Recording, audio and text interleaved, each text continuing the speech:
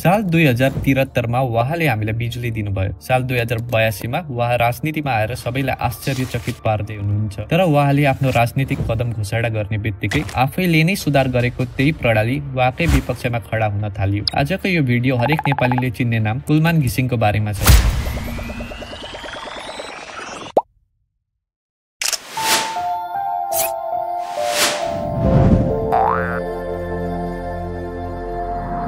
Load shedding हटाएर घर घरमा बत्ती बाल्ने यी व्यक्ति अहिले राजनीतिमा प्रवेश गर्दै हुनुहुन्छ। तर उहाँको यो नयाँ निर्णयसँगै धेरै विवाद र विरोधहरू पनि सुरु भएका छन्। आउनुहोस् हामी यो कथा सुरुदेखि बुझौँ। नेपालमा लोड सेडिङ अचानक सुरु भएको थिएन। यो त बादमा आएको सानो चिरा जस्तै थियो जुन हरेक वर्ष ठुलो हुँदै गयो। खासमा समस्या 2056 सालतिर नै सुरु भयो जब नेपालमा बिजुलीको माग देशको क्षमता भन्दा छिटो बढ्न थाल्यो। तर 2062 सालतिर त्यो सानो चिरा ठुलो भएर फुट्यो र देशको लागि एउटा डरलाग्दो समस्या बन्यो। हरेक वर्ष धेरै घरहरूले टिभी, फ्रिज, कम्प्युटर र हिटर किने। उद्योग धन्दाहरू पनि फैलिए, व्यापारहरू आधुनिक बने, तर बिजुलीको व्यवस्था भने उस्तै रह्यो। माग आकाश छोयो तर बिजुलीको आपूर्ति भने उही ठाउँमा रोकियो। मानव एउटा सानो कपको पानीले पुरै पोखरी भर्न खोज्दै थियो। यो नेपालको पहिलो ठूलो समस्या थियो। दोस्रो समस्या अझ खतरनाक थियो। नेपालका धेरै जसो बिजुली निकाल्ने जलविद्युत आयोजनाहरू पूरा हुन सकेनन् वा बीचमै अड्किएर बसे। राजनीति, ठेकेदारहरूको झगडा, भ्रष्टाचार र खराब व्यवस्थापनका कारण केही आयोजनाहरू वर्षौसम्म ढिला भए। कागजमा हेर्दा नेपालले धेरै विद्युत आयोजना बनाउँदै गएको देखिन्थ्यो, तर वास्तविकतामा कुनै पनि काम अगाडि बढेन। सकिएका आयोजनाहरू पनि धेरै जसो नदीको बहावमा आधारित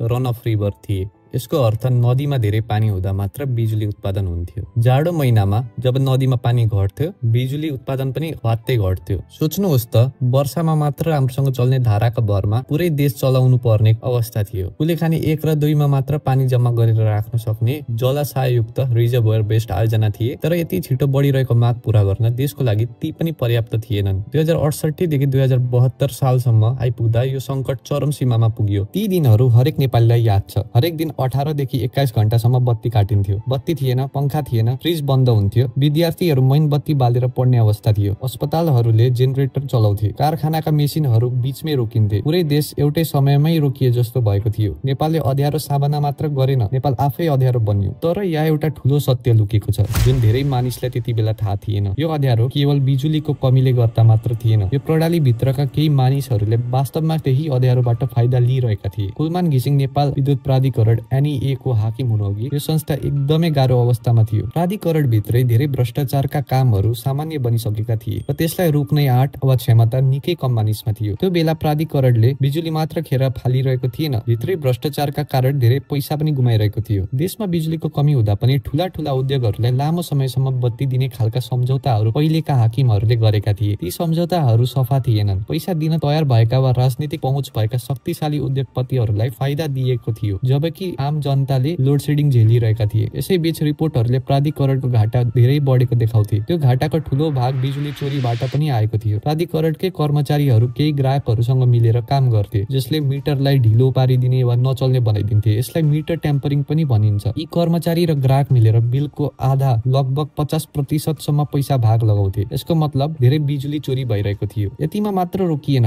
लामो समय बत्ती नहुँदा मानिसलाई इन्भर्टरको धेरै खाँचो हुन्थ्यो। त्यति बेला प्राधिकरणका केही भित्री मान्छेहरूले लोड सेडिङको समस्यालाई ठूलो देखाउन झुटो रिपोर्टहरू बनाएको आरोप छ। यसले गर्दा इन्भर्टरको माग बढ्यो र ती भित्री मान्छेहरूले इन्भर्टर बेच्नेहरूबाट कमिसन पनि पाउँथे। यसका साथै प्राधिकरण आर्थिक रूपमा डुब्दै गयो। पुरानो तथ्याङ्क अनुसार प्रणालीको नोक्सानी सिस्टम लस, जुन बिजुली खेर गएको र चोरी भएको संकेत गर्ने इन्डिकेटर हो, डरलाग्दो रूपमा उच्च थियो। त्यस बेला यो घाटा 25 देखि 26% भन्दा धेरै देखिएको थियो। उठाउनु पर्ने र फेरि काममा लगाउनु पर्ने पैसा भ्रष्ट मान्छेहरूको हातमा गइरहेको थियो। आम जनता र मिडियालाई समेत प्राधिकरण ठूलो आर्थिक संकटमा छ भन्ने जानकारी थियो, तर राम्रो सुधार भएन। कसैले पनि यी कामहरूलाई कडा रूपमा रोकेनन्, कुलमान घिसिङ नआउन्जेलसम्म। त्यो दिन 2073 सालको लक्ष्मी पूजा थियो। उज्यालोको पर्व जब सबैतिर हर्ष र उमङ्ग हुन्छ, परिवारहरू खुसी मनाउँछन् र बिजुलीको माग धेरै बढ्छ। नेपालीहरूले घर घरमा झिलिमिली बत्ती लगाउँछन्। प्राय हरेक वर्ष यति बेला लोड सेडिङले गर्दा अँध्यारोमा दियो बाली लक्ष्मी पूजा मनाउनु पर्ने अवस्था थियो, तर यसपटक त्यसो भएन। आफ्नो अफिसमा बस्नुको सट्टा NEA का नयाँ हाकिम कुलमान घिसिङले केही नयाँ काम गर्नुभयो। उहाँ आफै जिम्मेवारी सम्हाल्न सिउचाटारको लोड डिस्प्याच सेन्टर पुग्नुभयो। त्यो रात उहाँ र उहाँको टोली माग र आपूर्तिलाई पल पलमा हेरेर निर्णय गरिरहेका थिए। उहाँको भनाइ एकदमै सिधा थियो, चाडमा नेपालीले बत्ती पाउनै पर्छ र उहाँले गरेर देखाउनु भयो। रिपोर्ट अनुसार एनईए तेज लक्ष्मी पूजाको रात बिजुलीको माग धान्न सफल भयो। त्यो एउटा रात नै परिवर्तनको सुरुवात बन्यो। काठमाडौँ उपत्यका मानिसहरू बत्ती बालेर चाड मनाइरहँदा कुलमानको टोली घण्टौसम्म तयारी अवस्थामा रहे। उहाँ केवल हेरिरहनु भएको थिएन, उहाँ सक्रिय रूपमा काम गरिरहनु भएको थियो। गाह्रो निर्णयहरू लिँदै, वितरण मिलाउँदै र बिजुलीको प्रवाह रोकिनबाट रोक्दै हुनुहुन्थ्यो।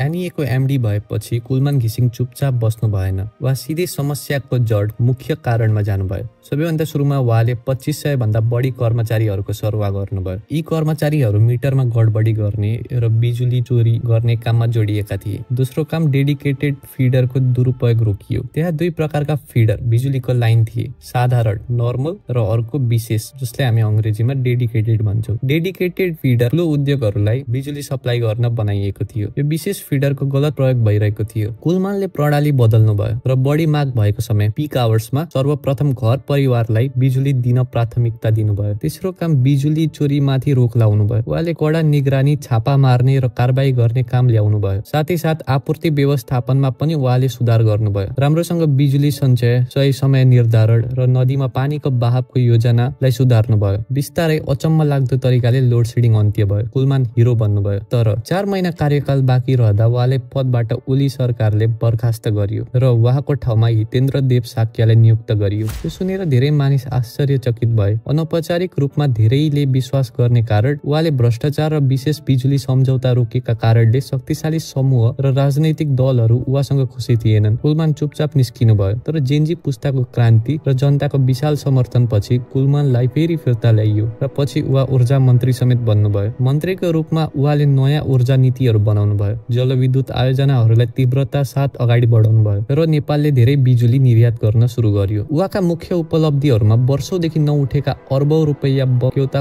असुली गर्ने कार्यलाई प्राथमिकता दिनु र भारतसँगको बिजुली व्यापारलाई विस्तार गर्नु प्रमुख मानिन्छ। साथै उहाँले प्रसारण लाइन र सब स्टेशनको निर्माणमा पनि जोड दिनुभयो। तर शक्तिको साथसाथै आलोचना पनि आयो। हालका महिनाहरूमा उहाँ राजनीतिमा प्रवेश गर्न चाहन्छन् र आफ्नो दल सुरु गर्न सक्छन् भन्ने खबरहरू बाहिर आए। यसले सामाजिक सञ्जालमा ठूलो हलचल ल्यायो। कसैले उहाँले सक्षम व्यक्तिको रूपमा स्वागत गरे भने कसैले राजनीतिले उहाँको छवि बिगार्ने तर्क गरे। अहिले उहाँमाथि सबैभन्दा ठूलो आलोचना के छ भने उहाँ अहिले देशमा चुनाव गराउने जिम्मेवारी पाएको अन्तरिम सरकारको सदस्य हुनुहुन्छ। यही सरकारमा बसेर चुनावको तयारी गर्नु र उम्मेदवारी दिनु निर्वाचनको निष्पक्षताको लागि अन्यायपूर्ण हो भन्ने आरोप छ। उहाँमाथि धेरै महत्वाकांक्षी भएको र एनईएमा कम ध्यान दिएर राजनीतिक सम्बन्ध बनाउनतिर लागेको आरोप पनि छ। उहाँको यो कदमले अहिलेका दलहरूलाई खतरा पैदा गरेको दाबी मिडियाले गर्छन्। कुलमान घिसिङले एनईएको इतिहास बदलिनु भयो। उहाँले प्रमाणित गर्नुभयो कि राम्रो नेतृत्वले सबै कुरा परिवर्तन गर्न सकिन्छ। तर अब उहाँ बिजुली भन्दा पनि कठिन संसारमा प्रवेश गर्दै हुनुहुन्छ र त्यो हो राजनीति। के उहाँ फेरि चम्किनुहुन्छ वा राजनीतिले उहाँको सफा छवि ध्वस्त पार्नेछ? यसको जवाफ समयले मात्र दिनेछ।